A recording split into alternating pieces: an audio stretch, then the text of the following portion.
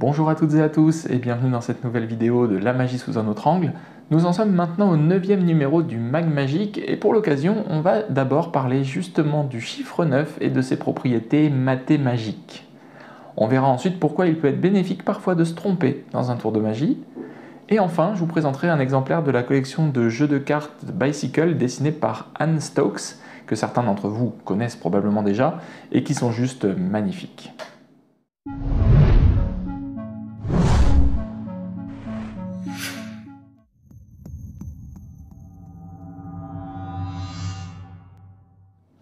Sur la chaîne, j'ai déjà parlé plusieurs fois des tours automatiques, mais je ne crois pas avoir déjà parlé de la magie des mathématiques. Vous le savez sûrement, mais de nombreux tours automatiques reposent sur un principe mathématique peu connu que le magicien va s'efforcer de masquer dans la présentation du tour. Et bien pour ce 9e mag magique, on va parler spécifiquement de la magie du chiffre 9. Sa principale particularité est le fait que quand un nombre est divisible par 9, la somme de ses chiffres est elle aussi divisible par 9. Par exemple, si on prend 18, 1 plus 8, ça donne 9. 45, 4 plus 5, 9. Et ça marche avec toute la table de 9 jusqu'à l'infini. Donc par exemple, si on fait 9 fois 32, ça donne 288. Donc 2 plus 8, ça donne 18. Et 18 est bien divisible par 9. Et par extension, si on continue à additionner les chiffres du nombre résultat jusqu'à obtenir sa forme la plus simple, c'est-à-dire réduite à un seul chiffre, ce sera forcément le chiffre 9. Avec notre exemple, 288, 2 plus 8, on a vu, ça donne 18. Et si on continue, 1 plus 8, ça va nous donner 9. Donc si on pouvait faire en sorte que le spectateur tombe sur un nombre divisible par 9, et lui faire ensuite calculer la somme de ces chiffres, jusqu'à n'obtenir qu'un seul chiffre, on aboutirait forcément sur le chiffre 9. Dit autrement, on arriverait à forcer le chiffre 9.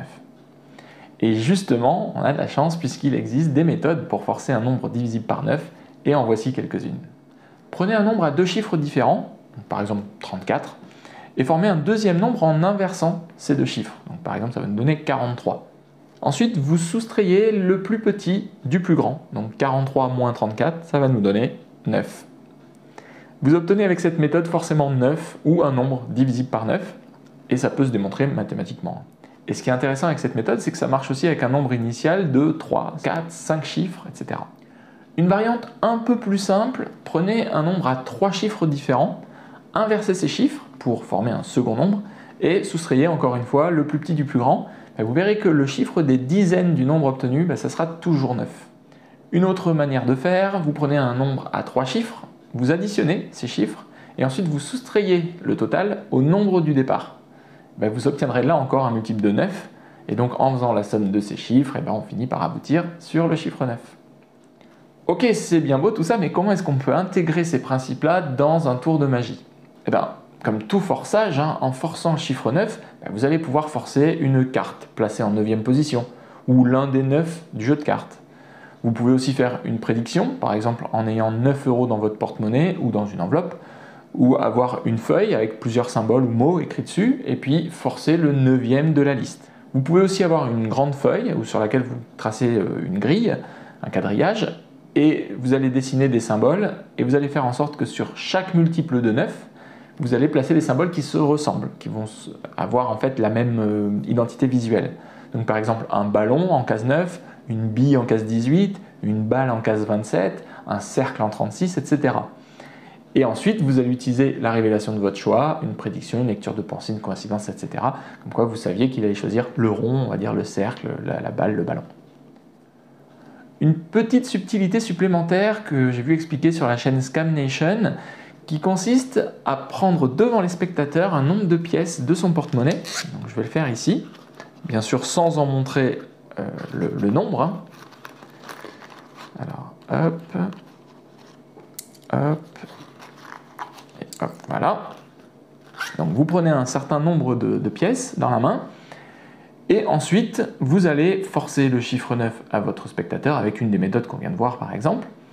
Et ensuite, vous allez lui demander, sans savoir encore quel est le résultat, vous allez lui demander de diviser par 2 le résultat final. Donc nous, on sait qu'il a abouti à un moment donné sur le chiffre 9, donc ça va lui donner comme résultat final 4,5.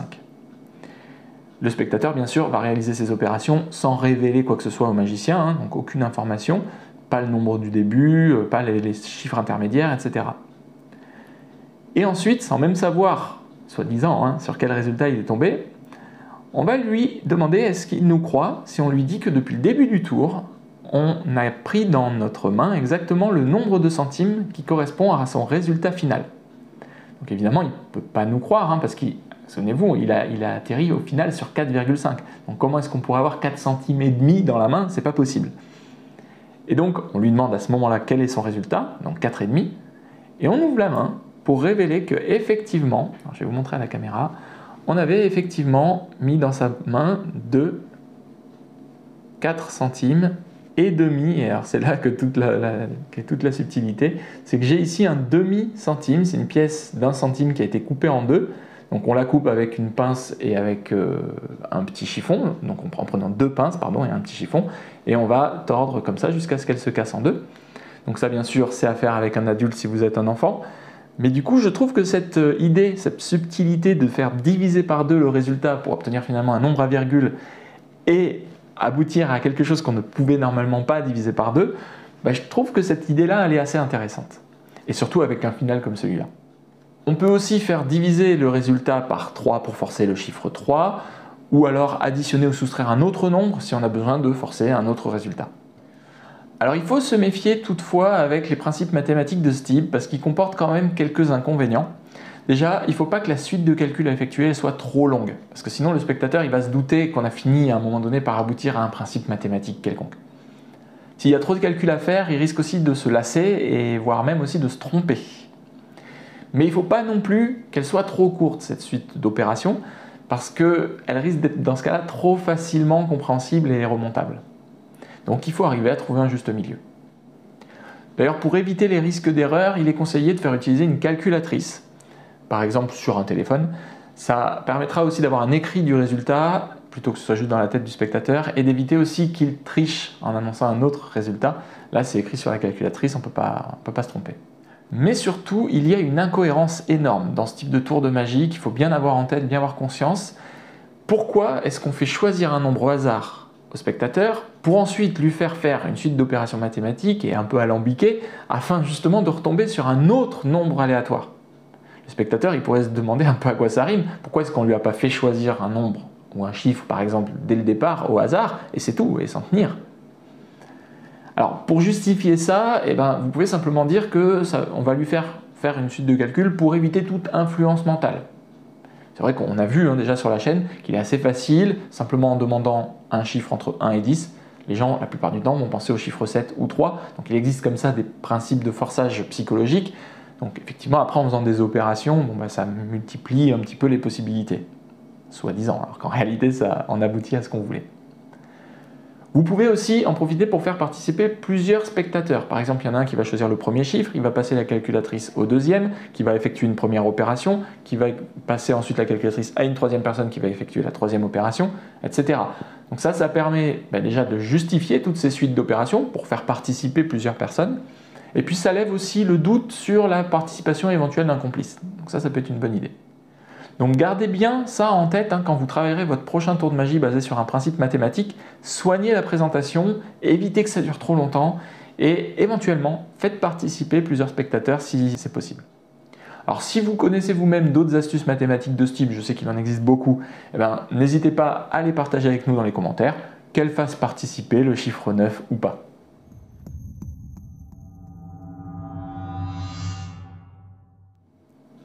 Il peut arriver parfois qu'un tour rate. C'est la vie, ça arrive. Alors généralement, les spectateurs vont être peinés, ils sont navrés pour le magicien. Certains ricanent parfois, parce qu'ils sont contents de voir que le magicien n'est pas si supérieur que ça. Mais on va voir aussi que parfois, un loupé, ça peut grandir un spectacle de magie. Dans la série de vidéos que j'ai faite il y a 2 ans, consacrée à l'amélioration des révélations, j'ai notamment évoqué le fait que la surprise, elle est importante pour grandir l'impact d'un effet magique. Et je vous disais d'ailleurs à l'époque qu'on pouvait obtenir un effet de surprise, par exemple simplement en faisant semblant de s'être trompé, pour mieux révéler qu'en réalité ce n'était pas le cas. Mais aujourd'hui, je voudrais aller un peu plus loin dans ce principe. Il peut parfois être profitable de faire croire qu'on a raté un tour de magie. Je m'explique. Si vous voyez un équilibriste ou un acrobate réaliser un numéro un peu trop facilement, sans jamais perdre l'équilibre, ça va vous sembler moins impressionnant que s'il trébuche, s'il glisse un peu à un moment donné. Ce raté, eh ben, il fait prendre conscience au public que le numéro n'est pas sûr à 100%, qu'il n'est pas facile non plus, et surtout que l'artiste il prend des risques. On retrouve un peu ce principe au théâtre ou sur scène. Si un acteur ou un humoriste a un trou de mémoire, ça crée un moment qui semble unique pour le public, une sorte de fragilité, d'humanité qui va marquer les spectateurs. D'ailleurs, plusieurs semaines plus tard, ils se souviendront certainement surtout de ce moment-là du spectacle, quand l'artiste s'est trompé, entre guillemets. Et sans cet événement, le spectacle n'aurait pas été le même. Eh bien, désolé de le dire, mais parfois, ce petit moment unique, il était en réalité prévu à l'avance. Il est parfois intégré au numéro, justement pour apporter cette dimension humaine, pour rappeler le risque ou la difficulté de l'exercice. C'est pas fait méchamment par l'artiste, au contraire, après tout, on est dans un spectacle. Le public, il vient pour ressentir des émotions. Ce genre de moment clé, il est important pour justement apporter des émotions au spectateur. Et d'ailleurs, dans le cas des spectacles sur scène, l'artiste va souvent en profiter pour improviser un petit peu, et ça va rendre finalement ce moment réellement unique. Ça, c'est l'avantage des spectacles vivants. Et dans un tour de magie, c'est un petit peu pareil. Si le magicien réussit à tous les coups, ça va être moins impressionnant, moins mémorable, un peu moins agréable aussi pour le public que s'il rate un tour à un moment donné. S'il se trompe, le public il va généralement être plus gentil, plus compréhensif, et il se rendra surtout mieux compte du travail que tout ça représente. Donc il est parfois conseillé, dans les bouquins, dans les vidéos, de prévoir un raté dans son spectacle de magie. Alors après, on peut nuancer un petit peu tout ça. Moi je ne dis pas forcément qu'il faut foirer tout un tour en entier. Mais par exemple, se tromper légèrement à un moment donné, comme retrouver la carte jumelle de celle que le spectateur avait choisie, ou bien se tromper une fois ou deux avant de retrouver la bonne carte, ça peut aider. Ce type de conseil est particulièrement vrai pour les spectacles de mentalisme. En mentalisme, une erreur, ça implique que c'était pas sûr à 100% et qu'il peut se tromper le mentaliste. Et ça conforte en fait l'idée que ça serait peut-être réel. Alors qu'une réussite à 100%, en fait, ça signifie plutôt que c'est truqué, tout simplement. Je crois bien que c'est Max Maven qui explique ça dans l'un de ses livres, je crois que c'est dans Pris, il me semble. Il dit qu'il est préférable, dans un numéro de lecture de pensée spécifiquement, de ne pas deviner exactement le mot ou le dessin que le spectateur a fait, mais plutôt de s'en rapprocher, de trouver un mot similaire, synonyme, qui implique un peu le même genre d'idée, mais surtout pas le mot exact. On va prendre un exemple. Si le spectateur a écrit sur le carnet le mot maillot de bain, puisque c'est de saison, vous pouvez révéler le mot bikini, par exemple. Donc vous voyez qu'on retrouve le même objet, il n'y a aucun doute sur le fait que vous avez deviné juste, mais le fait de ne pas utiliser le mot exact, ça va intriguer encore plus les spectateurs. Ça va les éloigner d'une possibilité d'avoir lu ce qui avait été écrit sur le calepin. Ça s'apparente dans ce cas plus à de la lecture de pensée ressentie que lue, et en fait ça change tout. Donc vous voyez, c'est des petites subtilités psychologiques qui ne changent pas grand-chose pour le magicien, disons que c'est facile à intégrer dans le numéro, mais qui vont par contre avoir un impact énorme sur le ressenti des spectateurs et aussi sur le souvenir qu'ils auront après coup du numéro auquel ils viennent d'assister. Donc n'hésitez pas à prévoir un petit loupé dans votre spectacle, ça va lui donner un meilleur impact sur les spectateurs et vous semblerez moins infaillible, un peu plus humain en fait.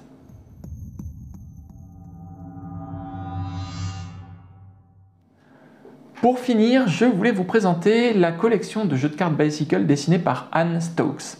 Anne Stokes, c'est une illustratrice féerique et gothique romantique, c'est comme ça qu'elle se définit, anglaise, connue internationalement, et qui travaille depuis le début des années 2000 à peu près. Et elle a notamment réalisé certaines illustrations pour des livres et des cartes, et notamment pour les jeux Donjons et Dragons.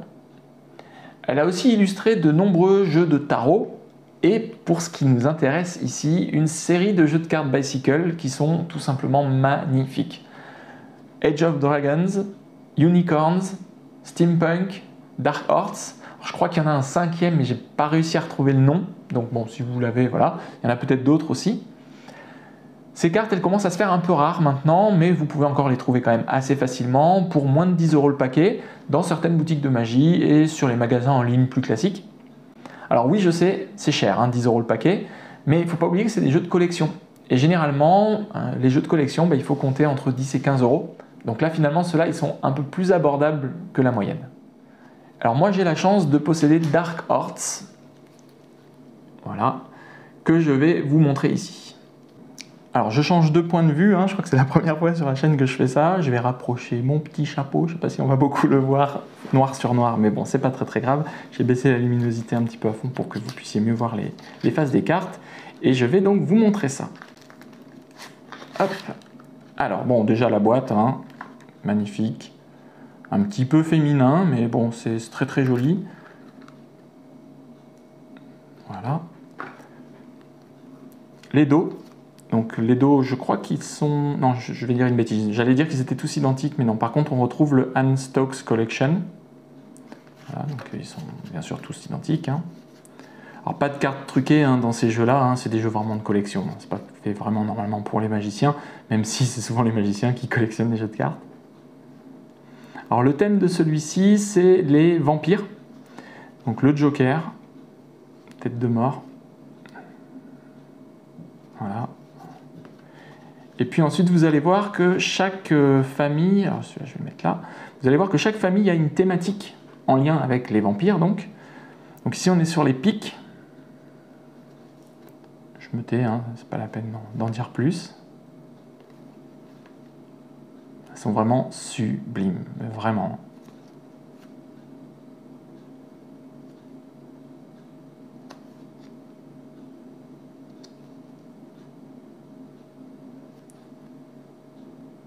Voilà, ça c'était pour les pics. C'est un peu le thème des fées, on va dire, ou des magiciens, des chrétiens, de la religion, quoi. Les carreaux, peut-être me rapprocher un petit peu.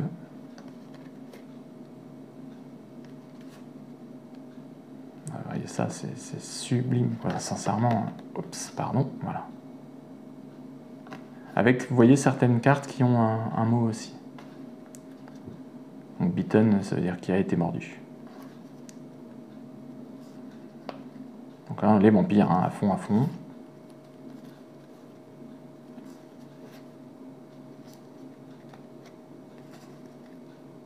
vous voyez que ce genre de jeu de cartes est vraiment propice à raconter des histoires. Hein. Vous pouvez vous servir de certaines cartes, comme la carte avec la clé, la carte avec la morsure, les dents, etc., pour raconter des histoires là, par exemple, de quelqu'un qui se serait fait mordre, ou de Dracula, etc. Enfin, voilà, vous pouvez imaginer un petit peu ce que vous voulez, mais c'est vraiment sublime. Hein. Donc là, on est sur les trèfles.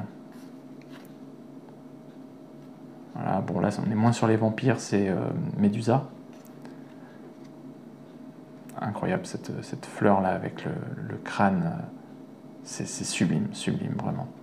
Je ne sais pas si vous kiffez, hein, n'hésitez pas à me dire dans les commentaires si c'est ce que vous en avez pensé. Vous connaissiez probablement peut-être déjà ce jeu de cartes-là, mais voilà, moi je trouve que c'est un travail incroyable, quoi. C'est tellement beau, regardez-moi ça.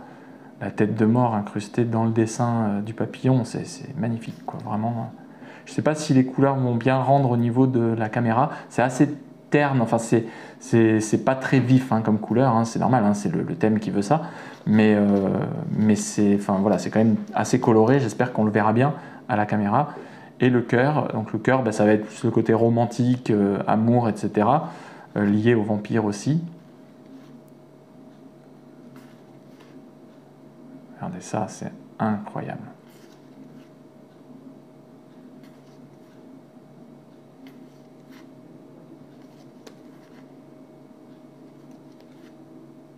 Forever.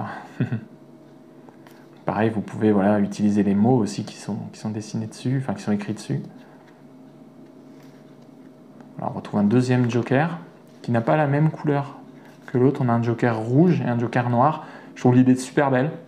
C'est vrai que sur les cartes bicycle classiques, ils pourraient faire ça, un joker rouge et un joker noir, parce que finalement on a des cartes rouges et des cartes noires, pourquoi pas. Je trouve l'idée très bien. Et puis là un petit peu de cartes promotionnelles. Toujours avec les mêmes dos. Donc pas de carte double face, pas de choses comme ça.